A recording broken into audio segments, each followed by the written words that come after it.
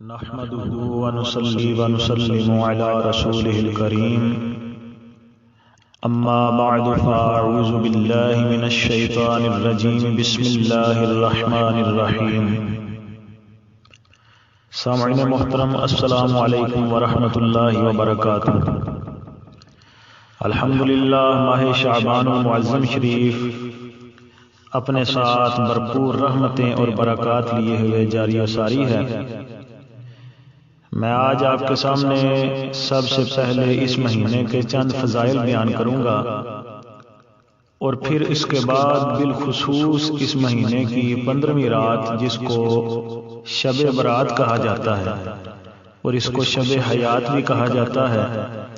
اس کے چند فضائل اور عبادات کا بیان کروں گا۔ اللہ تبارک و تعالی عمل کی توفیق عطا فرمائے۔ ام المومنین حضرت سیدہ عائشہ صدیقہ رضی اللہ تعالی عنہا سے یہ حدیث پاک مروی ہے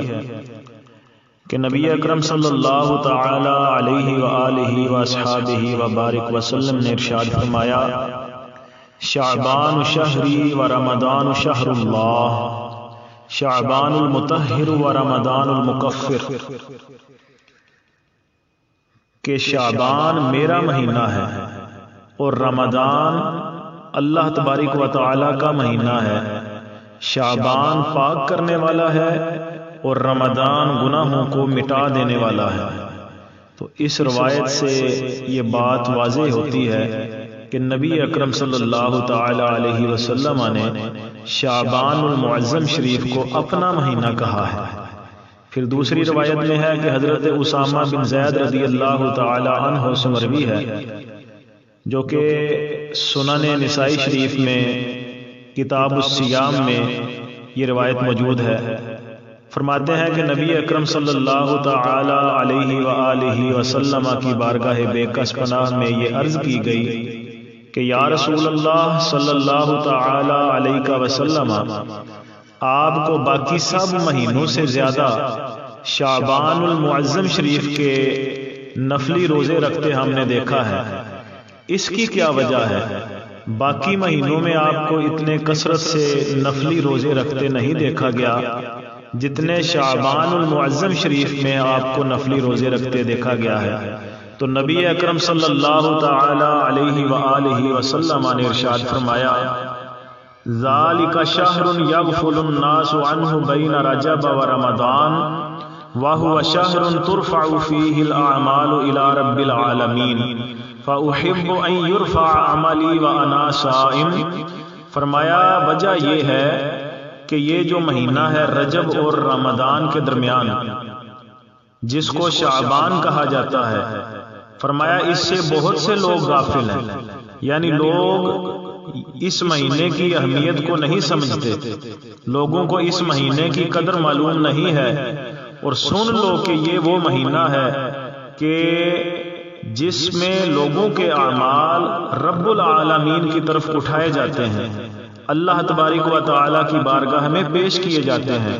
تو مجھے یہ بات اچھی لگتی ہے، میں روزے زیادہ اس مہینے میں اس لیے رکھتا ہوں کہ مجھے یہ بات اچھی لگتی ہے، مجھے یہ بات محبوب ہے کہ جب میرے عمل اللہ تبارک و تعالی کی بارگاہ میں پیش کیے جائیں تو میں حالت روزہ میں ہوں، یعنی میں روزہ دار ہوں جب میرے عمل اللہ تعالی کی بارگاہ میں پیش کیے جائیں۔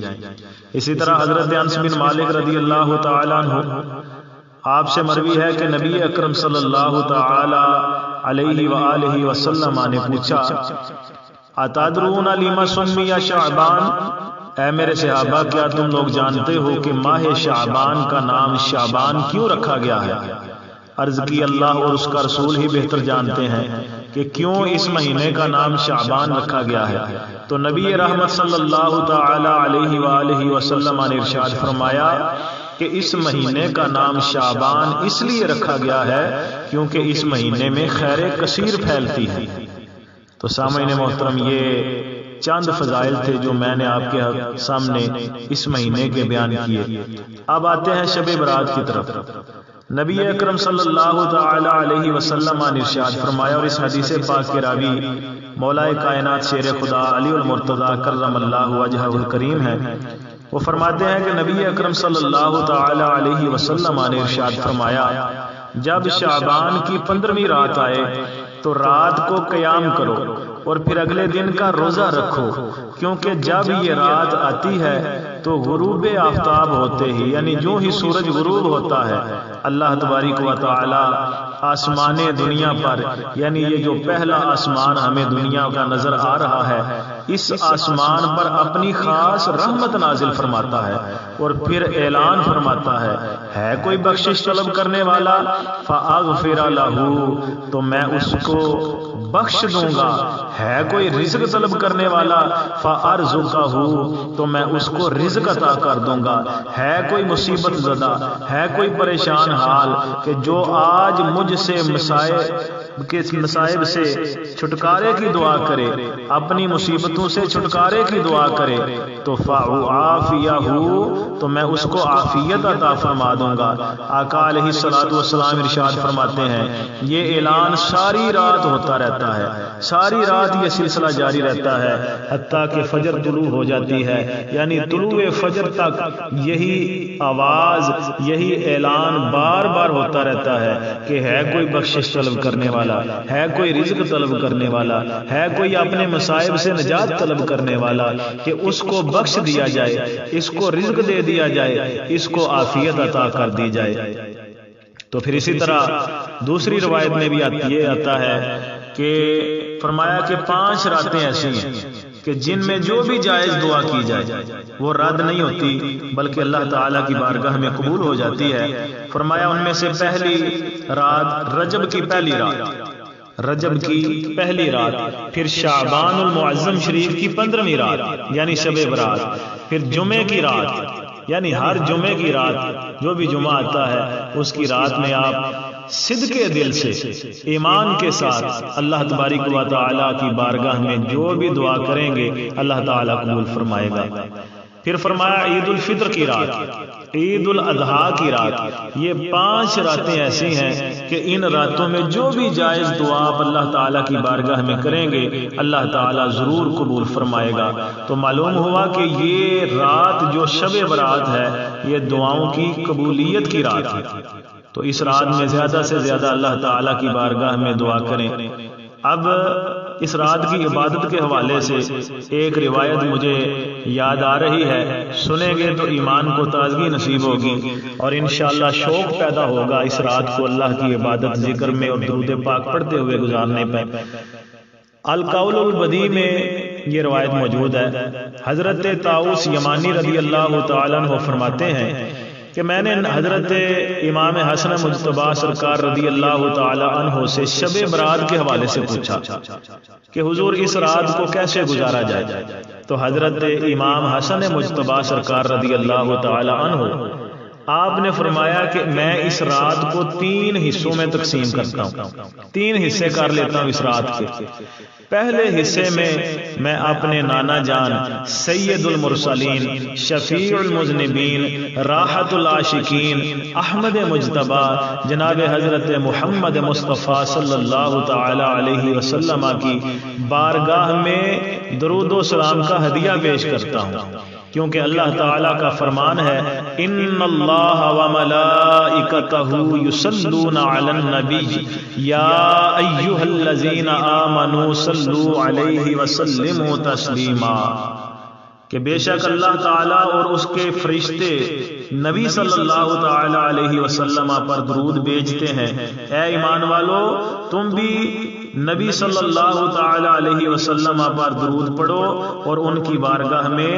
ایسے سلام پیش کرو جیسے سلام پیش کرنے کا حق ہے۔ تو میں اس فرمان پر عمل کرتے ہوئے حضرت امام حسن مجتبیٰ فرما رہے ہیں رات شب برات کے ایک حصے میں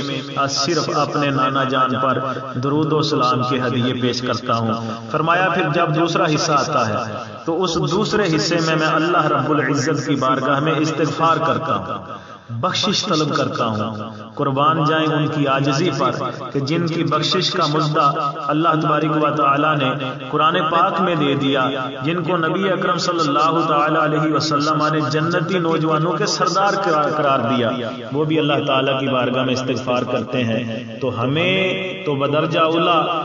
ہر وقت اللہ تعالیٰ کی بارگاہ میں استغفار کرتے رہنا چاہیے۔ تو فرمایا کہ جب دوسرا حصہ آتا ہے تو چونکہ اللہ تعالیٰ کا فرمان ہے وَمَا كَانَ اللَّهُ مُعَذِّبَهُمْ وَهُمْ يَسْتَغْفِرُونَ کہ اللہ تعالیٰ کی یہ شان نہیں ہے کہ اللہ تعالیٰ کے استغفار کرنے والے بندے موجود ہوں اور اللہ ان پر عذاب بھیج دے۔ نہیں، اللہ کے استغفار کرنے والے بندے جب موجود ہوں گے تو اللہ عذاب نازل نہیں کرے گا۔ تو فرمایا اس فرمان کی وجہ سے میں اللہ تعالیٰ کی بارگاہ میں ایک حصہ استغفار کرتا ہوں، بخشش طلب کرتا ہوں۔ پھر جب تیسرا حصہ آتا ہے تو اس حصے میں نوافل ادا کرتا ہوں، رکوع اور سجود والی عبادت کرتا ہوں۔ کیوں؟ اللہ تعالیٰ نے قرآن پاک میں فرمایا وَاسْجُدْ وَاقْتَرِب کہ سجدہ کرو، اللہ تبارک و تعالیٰ کا قرب پا جاؤ۔ تو جب آپ نے یہ بیان کیا، 3 حصے بیان کیے اور اس میں کرنے جو آپ اعمال کرتے تھے ان کا ذکر کیا کہ میں یہ عمل ان حصوں میں کرتا ہوں، تو آپ کی بارگاہ میں عرض کی گئی کہ حضور یہ بتائیے کہ جو بندہ یہ عمل کرے گا جیسے آپ نے ذکر کیا، ایسے جو بندہ عمل کرے گا اس کو کیا انعام ملے گا؟ اللہ تبارک و تعالیٰ کی بارگاہ سے اس کو کیا انعام ملے گا؟ تو حضرت امام حسن مجتبیٰ سرکار رضی اللہ تعالیٰ عنہ آپ نے فرمایا کہ میں نے اپنے والد محترم شیر خدا علی المرتضیٰ کرم اللہ وجہہ الکریم سے سنا، اور انہوں نے نبی اکرم صلی اللہ تعالیٰ علیہ وسلم سے سنا، یعنی بات نبی اکرم صلی اللہ علیہ وسلم کی سنا رہے ہیں۔ فرمایا انہوں نے آقا دو عالم صلی اللہ تعالی علیہ وآلہ وسلم سے سنا کہ جو بھی شب برات کو زندہ رکھے گا تو اس کو انعام یہ ملے گا، اس کو شان یہ ملے گی کتب من المقربین کہ وہ اللہ تبارک و تعالی کے مقرب ترین بندوں میں لکھا جائے گا۔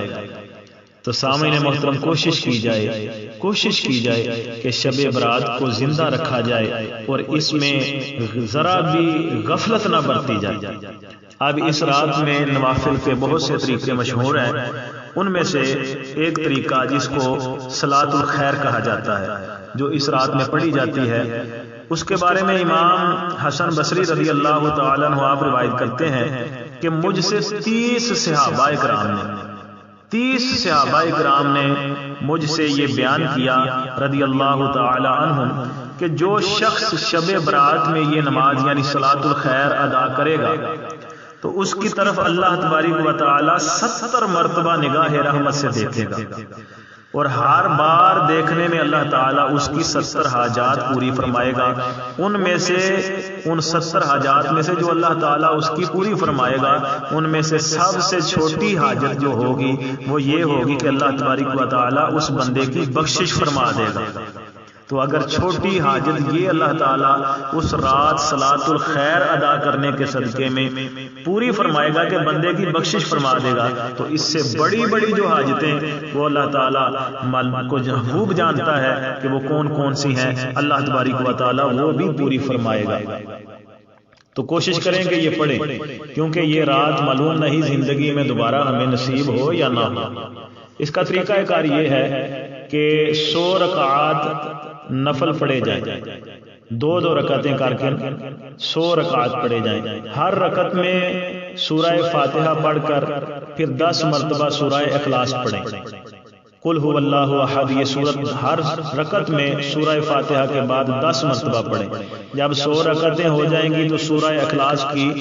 تعداد 1000 مرتبہ ہو جائے گی، یا پھر ایسے کر لیں کہ 10 رکعتیں پڑھیں 2 کر کے، اور ہر رکعت میں سورہ فاتحہ کے بعد 100 مرتبہ سورہ اخلاص پڑھیں، یہ بھی 1000 کی تعداد پوری ہو جائے گی۔ اس طرح اس نماز کو پڑھیں، اور تفسیر نیشا پوری، تفسیر روح البیان میں اور بہت ساری تفاسیر میں یہ نقل ہے کہ جو بھی یہ رکعات پوری کر لے گا، صلاۃ الخیر پوری کر لے گا، تو اللہ تبارک و تعالی اس بندے کی طرف 100 فرشتے بھیجے گا، جن میں سے 30 فرشتے اس بندے کو جنت کی بشارت دیں گے، 30 فرشتے اس کو جہنم کے عذاب سے امن کی خوشخبری سنائیں گے، اور 30 فرشتے اس سے دنیا کی آفات کو دور کریں گے، اور 10 فرشتے اس شخص کو شیطان کے شر سے بچائیں گے اور رحمت کا نزول کریں گے۔ جو بندہ بھی یہ 100 رکعات پوری کرے گا، یہ جو طریقہ کار بیان کیا گیا ہے غنیۃ الطالبین میں، مدارج النبوہ کی پہلی جلد میں، اسی طرح تفسیر روح البیان میں، اسی طرح احیاء العلوم شریف میں، کتاب الصلاۃ میں یہ امام غزالی نے نقل کیا۔ تو یہ بہت ساری کتب میں یہ صلاۃ الخیر کا ذکر ہمیں ملتا ہے۔ دوسرے نمبر پر اگر ہو سکے تو صلاۃ التسبیح پڑھیں، کیونکہ صلاۃ التسبیح تو خود نبی اکرم صلی اللہ تعالی علیہ وسلم نے اس کے فضائل بیان کیے ہیں، تو بہرحال بات لمبی ہو جائے گی۔ اسی طرح ایک طریقہ یہ ہے کہ 4 رکعات نفل ادا کیے جائیں 2 کر کے، اور ہر رکعت میں سورہ فاتحہ کے بعد سورہ اخلاص 50 مرتبہ پڑھی جائے۔ یہ پڑھ کر پھر اپنے گناہوں کی معافی مانگیں، اپنی حاجات طلب کریں، اللہ تبارک و تعالیٰ کی رحمت طلب کریں، برکت طلب کریں۔ انشاءاللہ یہ جہان بھی آسان ہو جائے گا، آخرت بھی آسان ہو جائے گی۔ اللہ تبارک و تعالیٰ ہم سب کا حامی و ناصر ہو، اور ہم سب کے حال پہ اپنا رحم و کرم فرمائے۔ آمین ثم آمین، وما علی الا البلاغ۔